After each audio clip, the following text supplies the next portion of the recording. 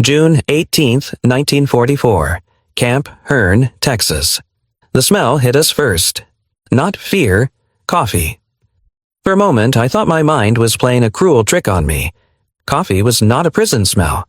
Coffee belonged to kitchens, to mornings, to normal life. It belonged to places that had not been flattened by bombs or hollowed out by hunger. It certainly did not belong at the end of a journey that had begun with capture, whispers of execution, and weeks of waiting for something terrible to finally happen. The truck slowed, gravel crunching beneath its tires. Dust drifted up around us in slow, lazy clouds, glowing pale gold in the Texas sun. Someone knocked on the metal wall from the outside, not hard, not angry, just enough to announce our arrival. My hands tightened around the strap of the small cloth bag on my lap, the only thing I still owned. Inside it were a spare shirt, a photograph I had folded so many times the creases were nearly white, and nothing else that mattered. I had rehearsed this moment 100 times in my head. They would shout. They would drag us down by our arms. They would make an example of someone. Maybe the one who looked weakest, maybe the one who looked defiant. They would starve us. That was how it was supposed to begin. The back of the truck opened and light poured in so suddenly I had to blink. Heat pressed against my face, dry and heavy. Nothing like the damp cold of Europe. I braced myself, shoulders tense, waiting for the first blow or the first scream. Neither came. A man stood just outside the truck, one hand resting on the wooden side panel. He wore a U.S. Army uniform, neatly pressed despite the dust, his helmet tilted back slightly as if he had forgotten to push it down. He looked at us, not with hatred, not even with curiosity, but with the expression of someone checking off a task on a long list. "Watch your step, ma'am," he said. Ma'am. The word landed harder than any slap could have. One by one, we climbed down. No one rushed us. No one grabbed our arms. Rifles hung on shoulders, yes, but they were pointed at the ground, slung like tools rather than threats. The guards did not shout. Some didn't speak at all. One of them yawned and rubbed his eyes with the back of his hand, as if it were too early in the morning for all of this. I remember thinking that this was wrong. Not dangerous wrong, worse than that, confusing. They handed us water. Real water, cold enough that the metal cup stung my fingers. I hesitated, waiting for the order to drink or not to drink, waiting for the cup to be knocked away as punishment for something I hadn't understood. Nothing happened. The guard simply nodded, already turning to the next woman in line. The first sip made my throat ache. I hadn't realized how dry it was until then. Beyond the fence, the camp stretched out in neat rows of wooden barracks. Barbed wire glinted in the sunlight, but even that looked orderly. Maintained. This was not the improvised chaos I had imagined. This was a place that had been built carefully, deliberately, as if someone had planned for us long before we ever arrived.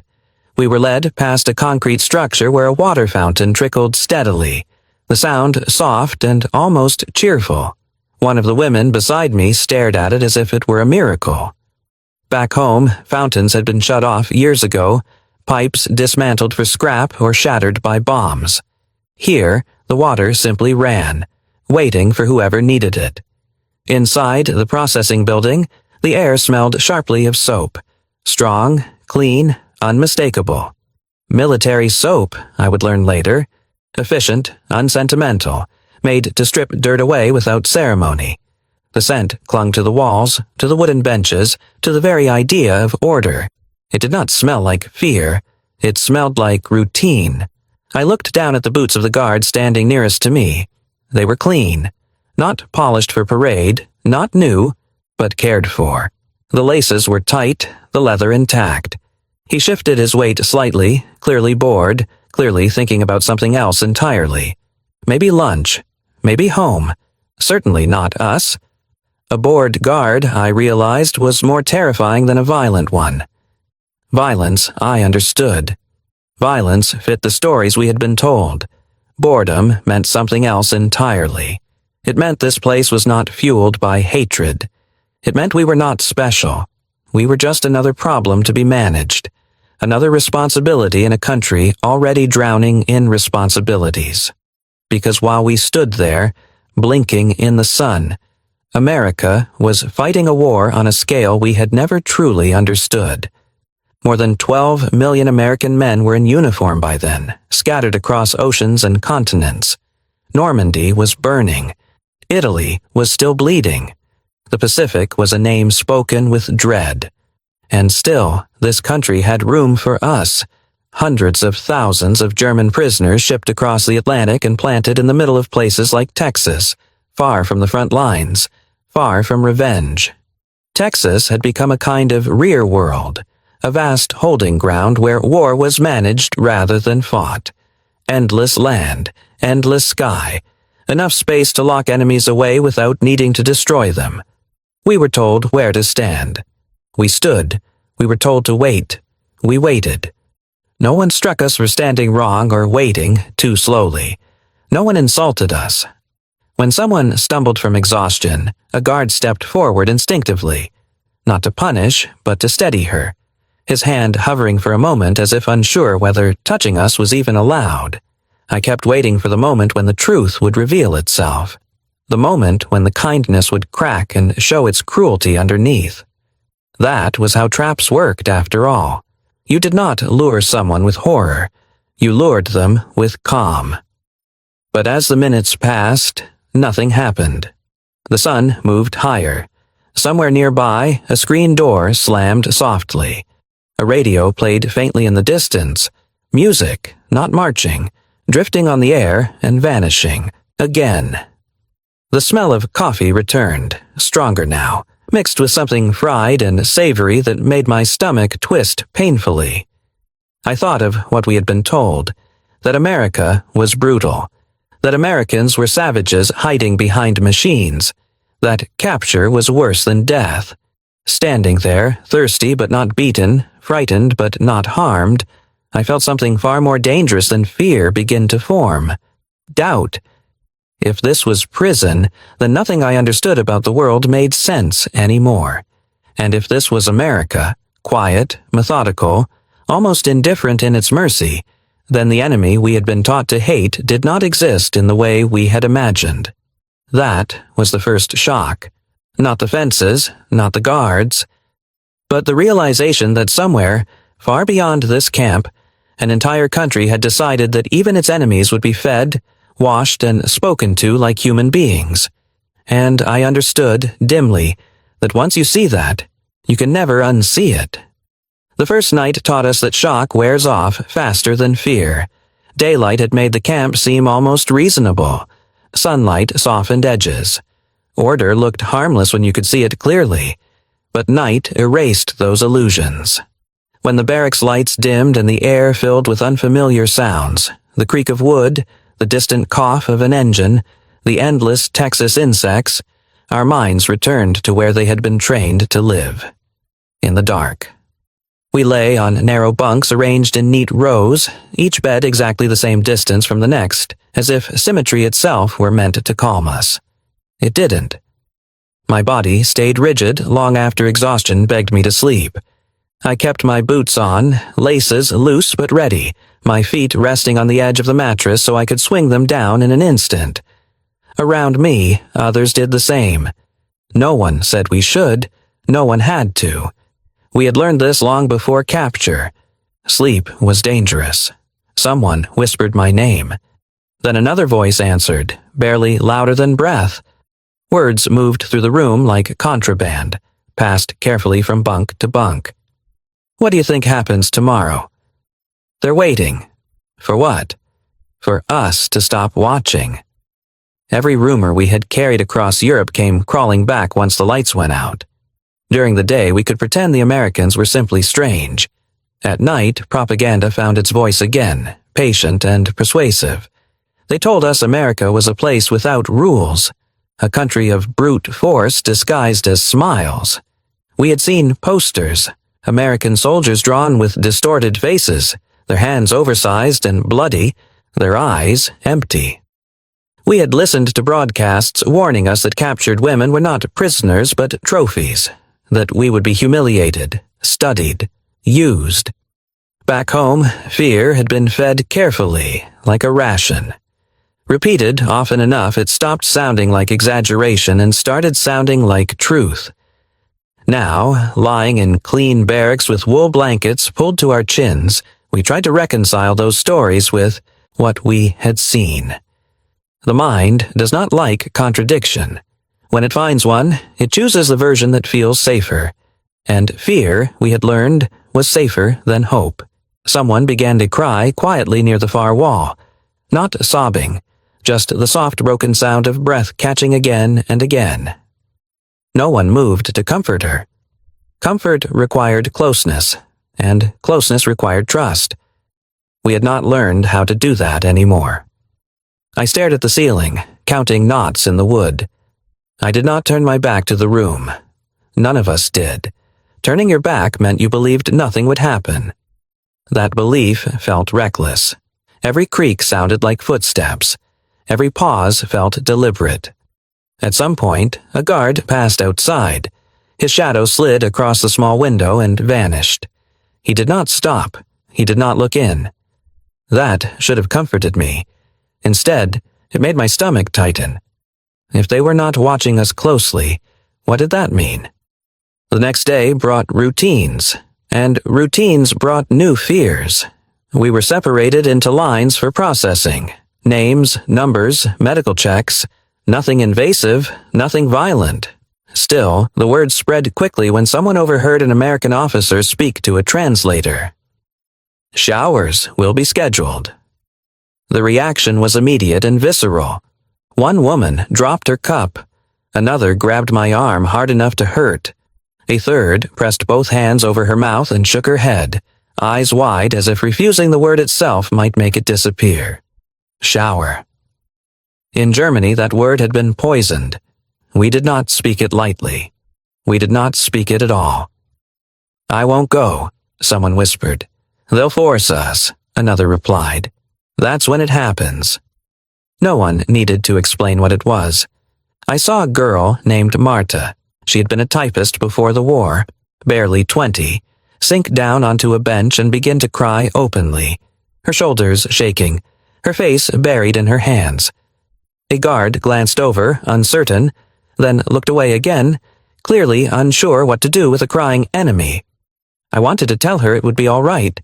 The words formed in my mind, rehearsed and hollow. I did not say them. I did not believe them. Fear does not require evidence. It only requires memory.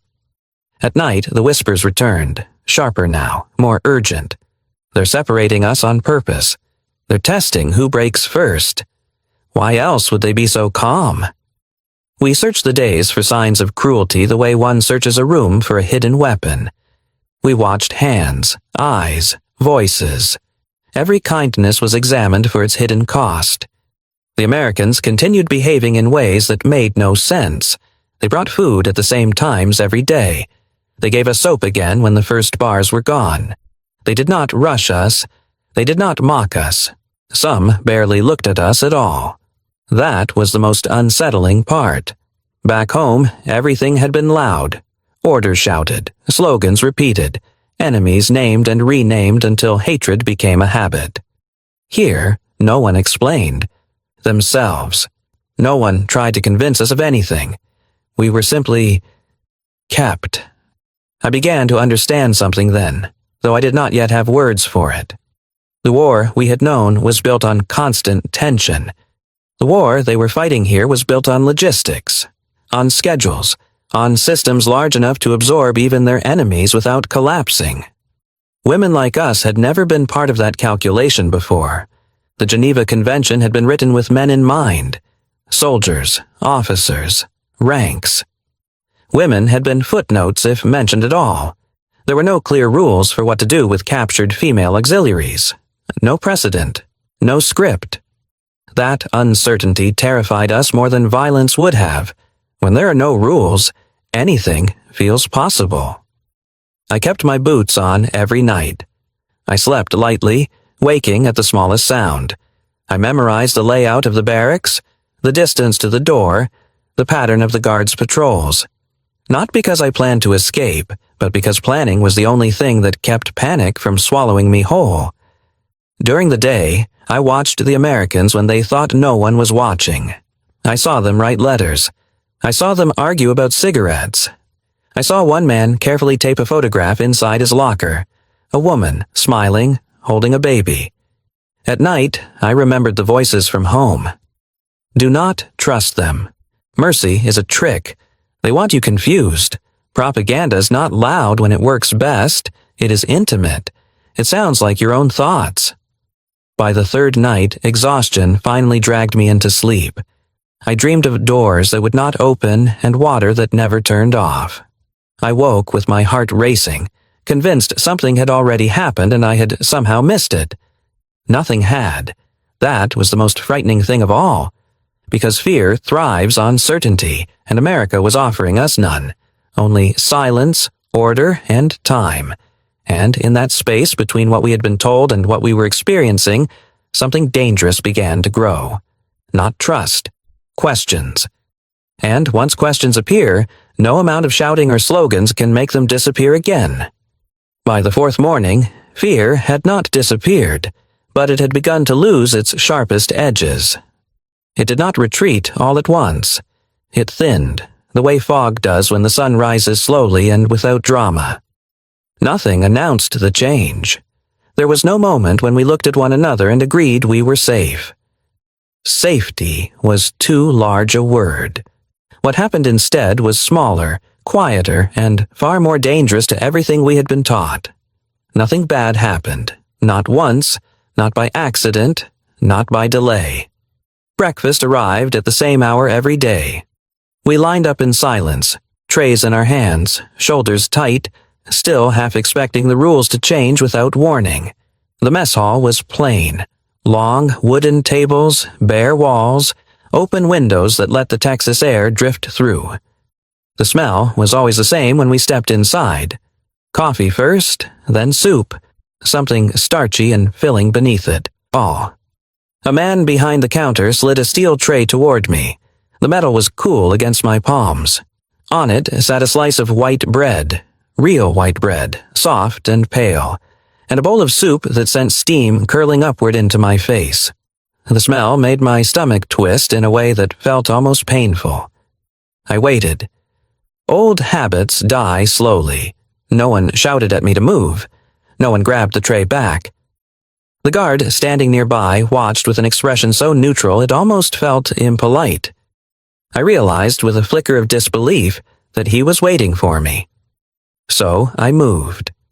I sat at the table with the others, the tray heavy in my hands, as if it might vanish if I set it down. The soup was hot enough that I had to blow on it. I watched the surface ripple, my reflection wobbling there for a moment, and thought of kitchens that no longer existed. We ate carefully at first, slowly, not because we were instructed to, but because speed felt dangerous. I tore the bread in half, then quarters as if smaller pieces were less likely to be taken away. Around me, spoons dipped into soup, paused, dipped again. No one spoke. When nothing happened, we ate faster. That was the first small thing. No speeches, no announcements, just food given and not reclaimed. After breakfast, we were issued soap again. Each of us. One bar, wrapped in thin paper, stamped with block letters that meant nothing to us. It was not luxurious. It was not perfumed.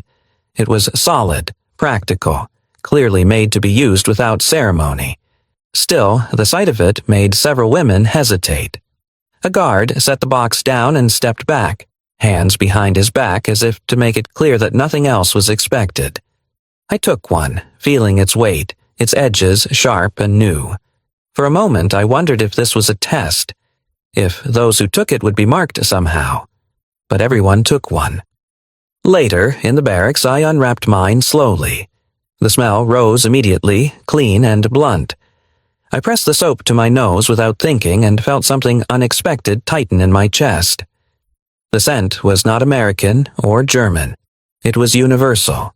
Cleanliness without meaning attached to it. That was the second small thing. No sharing. No rationing among ourselves. No instructions on how much we were allowed. The Americans did not seem interested in controlling our gratitude. They spoke to us, when they spoke at all, the way one speaks to someone who does not yet know the language, not loudly, not sharply, but slowly, as if time itself were generous. A guard pointed toward the wash area and repeated himself with patience when no one moved at first. Another demonstrated how the line would work, stepping forward, stepping aside, his hands open and visible the entire time. No touching. That mattered more than I expected it to. In Germany, authority was physical. It leaned close. It corrected posture with hands. Here, authority stayed at a distance. It gestured. It waited. We began to notice the objects that shaped their days. The steel trays, scratched and dented, reused without concern for appearance. The canteens clipped to belts, swinging slightly as the guards walked. The forks and spoons, real utensils, not improvised, not hoarded, stacked neatly at the end of each table. And, always, the coffee. Every morning, the smell came before the sun was fully up. It drifted through the camp as if it belonged there, as if war had not interrupted this particular ritual. Guards drank it from dented cups, leaning against posts, talking quietly among themselves. Sometimes one would glance at us, not suspiciously, but absent-mindedly, the way people look at something that has already become familiar. That familiarity frightened me. I had been taught that Americans were excessive, indulgent, incapable of discipline, yet nothing here felt wasteful. Everything felt sufficient. Enough food, enough water, enough order to keep chaos away without needing cruelty to enforce it. It was only later that I understood why. These men had grown up with nothing. The guards who watched us were not aristocrats or ideologues. They were sons of farmers and factory workers, raised during years when breadlines stretched down city blocks and hunger was a shared language. The Great Depression had shaped them long before the war did. Sharing was not a moral lesson to them. It was a habit. You fed people because that was how everyone survived. America, I began to realize, was not being kind to us by accident. It was being methodical. Humane treatment was not weakness here. It was strategy. Well-fed prisoners did not riot. Clean prisoners did not spread disease. Treated decently, enemies became manageable. There was no need for hatred when efficiency worked better. This idea unsettled me more than violence would have. If cruelty was unnecessary, then everything we had been taught about strength was wrong. Days passed, each one almost indistinguishable from the last. Meals arrived. Soap was replaced. Directions were given calmly. No one shouted unless there was an emergency. And even then, the urgency was aimed at the problem, not at us. Slowly, imperceptibly, something inside us shifted. We stopped clutching our trays like shields. We began to sit closer together. Someone laughed once, sharply, then covered her mouth in surprise. At night, I still slept lightly. I still kept my boots near, but I noticed that I no longer woke at every sound. The insects outside became background noise instead of threats. The footsteps of the guards faded into rhythm. I found myself watching the Americans with a different kind of attention now, not searching for danger, but for understanding. I saw how they folded letters carefully before slipping them into pockets. I saw how one man saved half his bread roll and wrapped it for later, not because he was afraid of hunger, but because wasting food simply did not occur to him. This, I thought, is how my grandparents might have lived, if the world had been kinder. That thought startled me.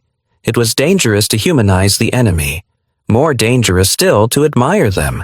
Yet admiration crept in anyway, quiet and uninvited, not for their power, but for their restraint, for the way they did not need to prove themselves to us. They fed us because feeding people was normal. They gave us soap because clean bodies were easier to manage. They spoke to us slowly because shouting was unnecessary. They did the smallest things. And those smallest things, repeated every day without pause or praise, began to do what bombs and propaganda never could. They made us question everything we thought we knew about strength, about victory, about what kind of country wins a war by refusing to become cruel. By the end of the week, I caught myself thinking something I would not have dared to say aloud. If this was America, then perhaps the stories we had been told were not meant to prepare us for the enemy at all. Perhaps they were meant to prepare us to hate something that did not exist. The order came without ceremony. No sirens, no raised voices, just a translator standing at the front of the barracks, reading from a clipboard as if announcing a work schedule. "Bathing will begin this afternoon," she said. "You will go in groups." The room went still. I felt it before I understood it, a tightening, collective and immediate, like a wire pulled too fast. Someone inhaled sharply. Another woman's hand flew to her mouth. The word bathing hung in the air, thin and dangerous, translated too cleanly to soften its meaning. Shower. The smallest word carried the heaviest weight. Fear rushed back in all at once, not gradually as it had faded, but violently, like a door kicked open. Chairs scraped the floor. Someone whispered no again and again, the sound breaking apart as if it could be torn into harmless pieces. A woman near the wall began to shake so hard her teeth clicked audibly. This was the moment we had been waiting for. This was the trap. Everything before, food, soap, patience, had been preparation. That was how it made sense in our minds. Kindness was not real. Kindness was bait. You did not feed people and wash them unless you wanted something from them afterward. We had seen the posters. We had heard the broadcasts. We had learned, carefully and thoroughly, what happened to women who trusted the enemy. Someone grabbed my arm, nails dug into my skin. "They're separating us," she whispered. "This is where it happens." No one argued. If the Americans had wanted to frighten us, they could not have done it more effectively than by remaining calm. The guards outside the barracks did not change their posture. No one rushed in. No one barked orders. The lack of urgency made everything worse. When our group was called, my legs felt hollow beneath me. I stood because standing was expected. I walked because the woman in front of me walked. The line moved without resistance, like a procession whose destination everyone understood but no one named. The building was low and rectangular, its windows fogged slightly from steam. The smell reached us before we stepped inside. Soap, again, stronger now, mixed with something metallic and clean. Water. I tasted panic at the back of my throat. Inside, the room was larger than I expected. Concrete floors, drains, rows of pipes running along the walls, each fitted with a simple metal shower head. No curtains, no doors, nothing to hide behind. The openness made my heart race. We stopped just inside the entrance, clustered together instinctively, shoulders touching. I could feel the tremor in the woman beside me, the way her breath came in short, uneven bursts. An American woman stood near the far wall, wearing a uniform different from the guards. She spoke quietly to the translator. I watched her hands. They were empty. No clipboard, no instruments. Nothing that looked like authority or threat. "Undress," the translator said. A sound rose from the group. Not a scream, but something closer to disbelief, raw and helpless. No one moved. I felt my body lock, muscles refusing the command as if obedience itself would be a betrayal. The American woman raised her hands slightly, palms open. She said something softly. The translator hesitated, then spoke again. She says, "She will go first." Before any of us could understand what that meant, the American stepped out of her shoes, then her uniform blouse. She moved without haste, without looking at us, as if this were the most ordinary thing in the world. When she reached the pipes, she turned one of the handles. Water burst forth. The sound filled the room instantly, loud, unmistakable, impossible to reinterpret. Clear streams struck the concrete floor and splashed upward, catching the light. Steam rose. The smell of soap intensified. No screams, no alarms, no sudden violence. Just water. The American woman stepped beneath it and let it soak her hair, her shoulders, her back. She closed her eyes, tilting her head slightly, and for a moment she looked like anyone else at the end of a long day. Tired, human, unconcerned with us entirely. I felt something inside me crack. Not break, crack. A thin, jagged line splitting a belief I had held so tightly it had shaped my bones. One by one, the women around me began to cry. Not quietly, not politely. The sound rose in waves, sharp sobs, gasps for breath, voices breaking as if something long compressed had finally been allowed to escape. A woman dropped to her knees near the door, her hands pressed flat against the floor, shoulders shaking violently. Another clutched the bar of soap she had been given earlier as if it were an anchor, pressing it to her chest, rocking slightly back and forth. I saw someone laugh suddenly, hysterically, then collapse against the wall as if her legs could no longer support her. I stood frozen, watching water run down the drain, watching the American woman step aside and gesture gently toward the open space beneath, the showers. No one touched us. No one hurried us. Eventually, my hands moved on their own. I set my shoes down carefully, as if order might still matter. My fingers fumbled with buttons that suddenly felt too small, too complicated. I could not remember the last time I had undressed without fear. When I stepped under the water, it was warm, warm enough to make me gasp. It struck my scalp, my shoulders, my back, and ran down my spine in steady streams. I expected pain. I expected burning. I expected something to go wrong. Nothing did. The water soaked through layers of dirt and sweat and memory, carrying them away in thin gray rivers that disappeared into the drain. I closed my eyes, and before I could stop myself, tears came, hot and relentless, indistinguishable from the water pouring over my face. I slid down the wall and sat on the floor, knees drawn up, my arms wrapped around myself. Around me, others did the same. The room filled with the sound of crying. Not fear now, but release so sudden it left us gasping. I had prepared myself to be destroyed. I heard myself say the words tearing free without permission. They only wanted me clean. No one answered. No one needed to.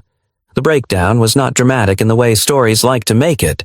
There was no single scream, no collapse that drew attention. It was quieter and far more complete than that. It was the sound of defenses falling apart because they were no longer needed. Some women stayed beneath the water far longer than necessary, as if afraid it might vanish if they stepped away. Others finished quickly and wrapped themselves in towels, sitting in silence, eyes unfocused, hands trembling. The American woman remained nearby the entire time, never closer than necessary, never farther than respectful. When the last of us had finished, she turned the handles herself, shutting off the water. The sudden quiet felt enormous. We dressed slowly, awkwardly, still shaking. No one spoke. There was nothing left to say. When we stepped back outside into the Texas sun, clean and exhausted and undone, the camp looked different. Not kinder, not safer, smaller. As if the walls had moved back slightly, or perhaps we had grown larger inside them. That was the moment everything changed. Not because America had proven itself good, but because it had proven something more unsettling. It did not need our fear, and in that realization, something we had carried since the war began, something heavy and corrosive, finally slipped from our hands and shattered on the floor, leaving us stunned by the sound it made. We were still prisoners, but for the first time, we were no longer bracing for the end. The morning after the showers, the camp felt quieter. Not in the way a place grows silent after punishment, but in the way a house does after a storm has passed through it. Everything still standing, but rearranged. We moved differently, slower, less guarded. As if our bodies were still learning the shape of a world where the worst thing had not happened. I expected the Americans to change too, to become colder now that they had seen us undone. That was how power usually worked. You offered mercy once, then reminded people you did not have to offer it again. They did nothing of the sort. Breakfast arrived as it always had. Same hour, same steel trays, same white bread and hot coffee. No glances, no smirks, no acknowledgement of what had happened the day before. It was as if the breakdown had belonged entirely to us, and they had never noticed. That unsettled me more than anything else. When you grow up under constant judgment, you come to expect it everywhere. You brace for it, search for it, build your life around avoiding it. Here, judgment seemed unnecessary. I sat at the table with my hands wrapped around the warm mug, watching steam rise and disappear. Across the room, 2 guards leaned against a support beam, talking quietly. One of them held a deck of cards, shuffling absent-mindedly, the sound soft and rhythmic. "You play?" he asked his companion. The question caught me off guard, not because it was asked, but because it was asked so casually, as if the war were not hanging over everything, as if this moment belonged to them and to nothing else. They sat at a nearby table during their break, spreading the cards between them. No tension, no bravado. Just 2 men killing time the way men always have. One of the women at my table watched them for a long moment before speaking. "They're just waiting," she whispered. "Waiting for what? For letters, for orders, for the war to end." It occurred to me then that captivity had not begun for us when we were taken prisoner. It had begun much earlier. For them too. Years ago, when the world decided young men would stop being sons and start being soldiers. The more I watched the guards, the harder it became to fit them into the shape of the enemy we had been given. They talked about home when they thought we could not understand. About farms and streets and towns whose names meant nothing to us. About mothers who sent cookies in care packages and worried they were stale by the time they arrived. About sisters who were suddenly working in factories, doing jobs no one had imagined women doing before the war. One man complained quietly that his mother still tried to cut his hair when he visited, as if he were 12. The others laughed, not cruelly, fondly. Mother. That word landed somewhere deep inside me. I thought of my own mother, and of how little time I had spent thinking about her once the war had begun. There had been no room for that kind of softness. Softness was dangerous. Softness made you hesitate. Yet here were these men, carrying rifles by day and speaking of their mothers by night, without apology. They did not perform kindness. They did not announce it. They did not use it to make a point. They simply lived it. I began to see the camp not as a stage, but as a system. One so large and confident it did not need cruelty to maintain control. America had already won something long before the war ended. It had won the ability to be patient. Its factories ran without pause. Its farms produced more food than it could use. Its trains crossed distances we could barely comprehend. This country did not need our suffering to prove its strength. That was the part propaganda had never prepared us for. We had been taught that power screamed, that it demanded recognition, that it crushed opposition publicly to discourage resistance. Here, power looked like paperwork, schedules, supply chains, and men bored enough to play cards while guarding their enemies.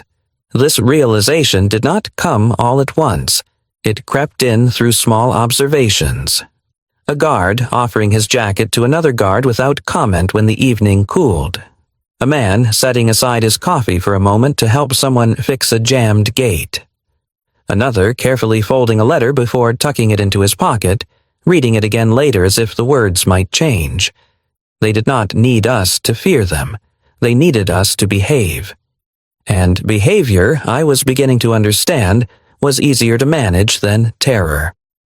One afternoon, as we waited in line for supplies, a guard dropped a small stack of cards. They scattered across the dirt. Instinctively, I bent down to help gather them before I remembered myself and froze. He smiled, quick, embarrassed, and knelt down too. "Thanks," he said, taking the cards from my hand without brushing my fingers. That was all.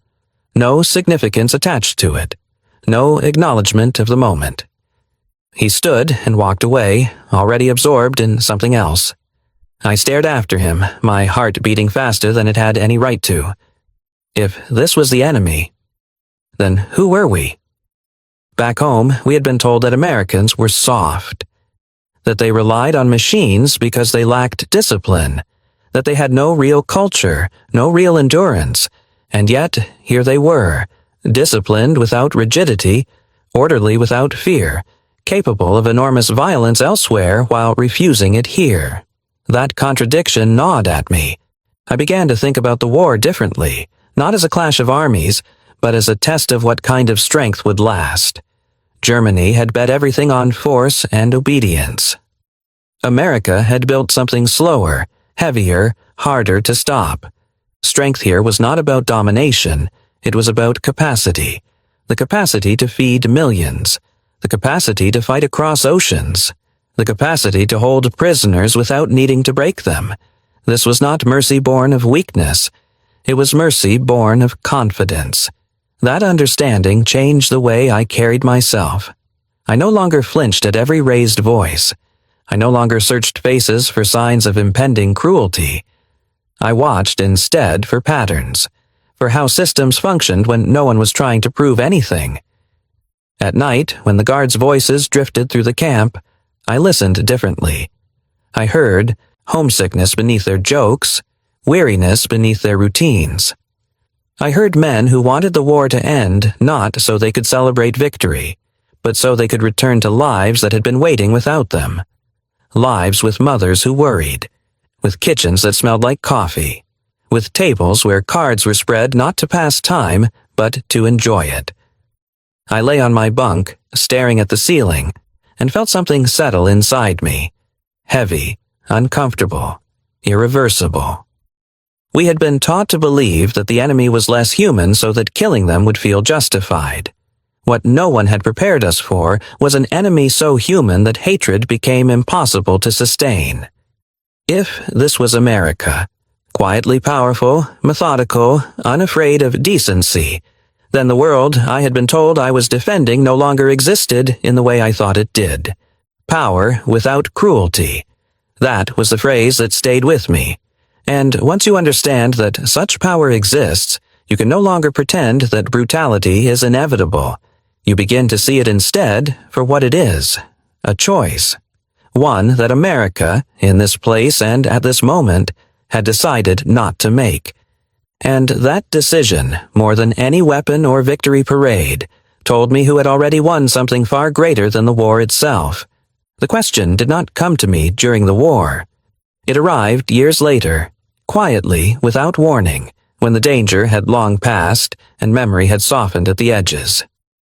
I was older then. The world was supposed to be settled. The war had been packed away into museums and textbooks, its dates memorized, its victories neatly labeled. I had crossed an ocean again, not as a prisoner this time, but as a visitor, invited to speak, to remember, to stand in places that no longer belonged to fear. That was when I found myself wondering. I wonder what happened to that America. The America I remembered did not shout. It did not explain itself constantly. It did not need to. In 1944, it had been too busy doing things, building, feeding, transporting, winning, to argue about who it was. Identity was not debated. It was practiced. In those years, the country had felt like a single, massive machine moving in one direction. Factories ran day and night. Farms stretched farther than the eye could see. People argued, certainly. But when the argument ended, they went back to work. The war demanded it. Decades later, standing on American soil again, I sensed something different. The noise was louder now. Voices clashed where they once overlapped.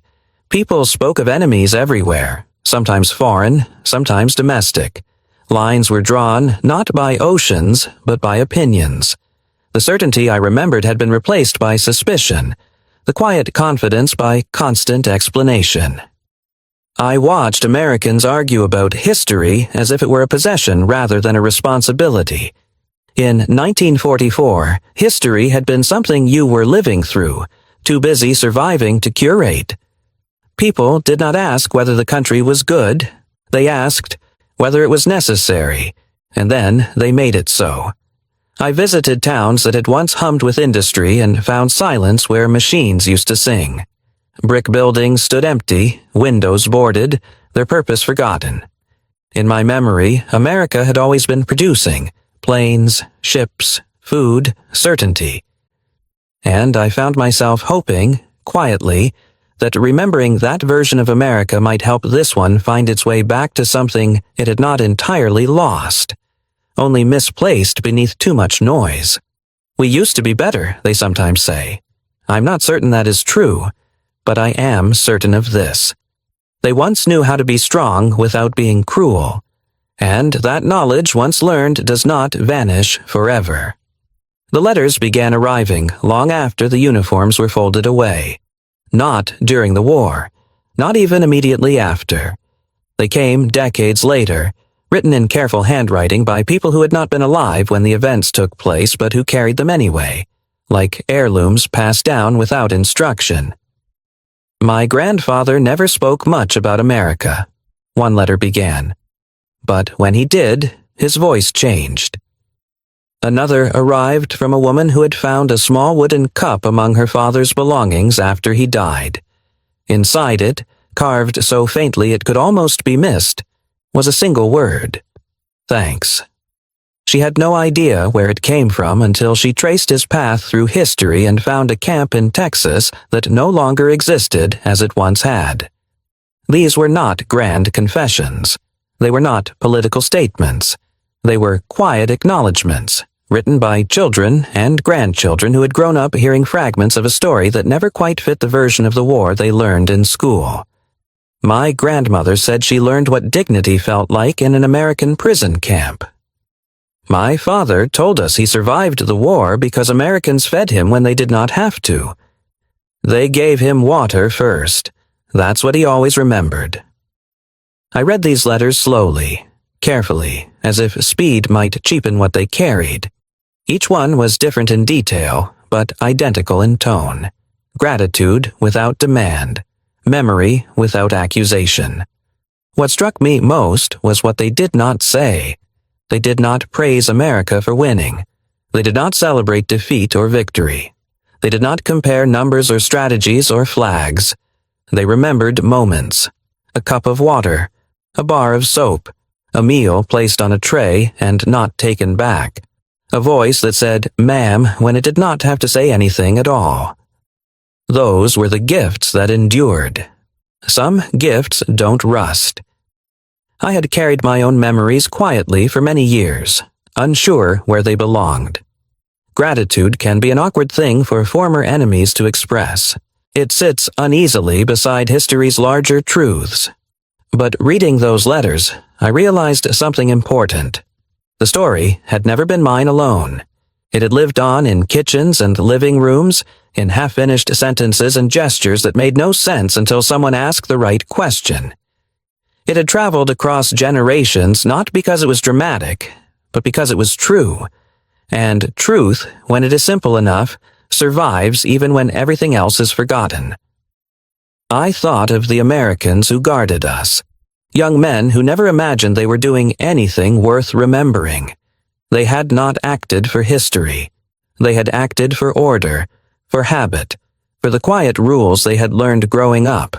They had no idea that their restraint would one day be remembered as mercy, or that their boredom, their patience, their refusal to humiliate would echo across decades.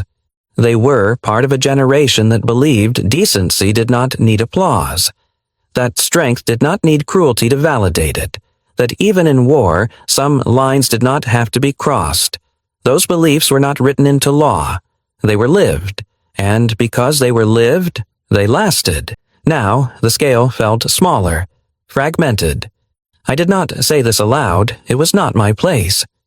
I had been a guest here once under very different circumstances, and gratitude still sat heavily in my chest. But the contrast was impossible to ignore. In 1944, Americans did not need to remind one another who they were. They knew. They were the people who fed prisoners because feeding people was what capable nations did. They were the people who followed rules not because they feared punishment, but because order made everything else possible. They were the people who believed, quietly, stubbornly, that decency was not a weakness, even in war. That belief had been shared, widely, almost instinctively. Now it seemed harder to find. I met Americans whose parents or grandparents had served in the war. They spoke with a softness in their voices when they mentioned those years, as if touching something fragile. Many of them told me the same thing in different words. It was simpler then. People pulled together. We knew what mattered. They said this not with arrogance, but with longing, as if they were describing a house they had grown up in but could no longer find on any map. I thought back to the guards at Camp Hearn, the ones who shuffled cards, who spoke of their mothers, who carried rifles without needing to brandish them. They had not thought of themselves as exceptional. They had simply acted the way they had been raised. The greatest generation, they would later be called, a name that sounded almost too grand for men who had never claimed greatness for themselves. They would not have understood the title. They would have waved it away, embarrassed. They had been children of scarcity, molded by hardship, taught that survival depended on cooperation. When war came, they applied the same lessons at a national scale. Work together. Waste nothing. Feed everyone who needs feeding. That America had not been perfect. I knew that better than most. It had its cruelties, its blind spots, its injustices. But it had possessed something that felt rare now. Moral confidence. Not the loud kind, the quiet kind. The kind that did not require constant affirmation. The kind that allowed a country to win a war and still look at its enemies as human beings. As I listened to modern debates, to anger flaring where patience once lived, I felt an unexpected sadness. Not for myself, but for the Americans who no longer seemed sure what they had inherited. They were searching for something their grandparents had practiced without naming. Unity, purpose, restraint. I wondered if they knew that these things had once existed not as ideals, but as habits. That they had been lived daily in places like prisoner of war camps in Texas, far from the front lines, where young men guarded enemies and still spoke of home, still played cards, still believed the future was something worth returning to. I wondered if Americans today could feel proud of that without apology. Because from where I stood, someone who had once been their enemy, the America of 1944 had not been great because it was flawless. It had been great because it was sure enough of itself to be decent. Were lived, they lasted.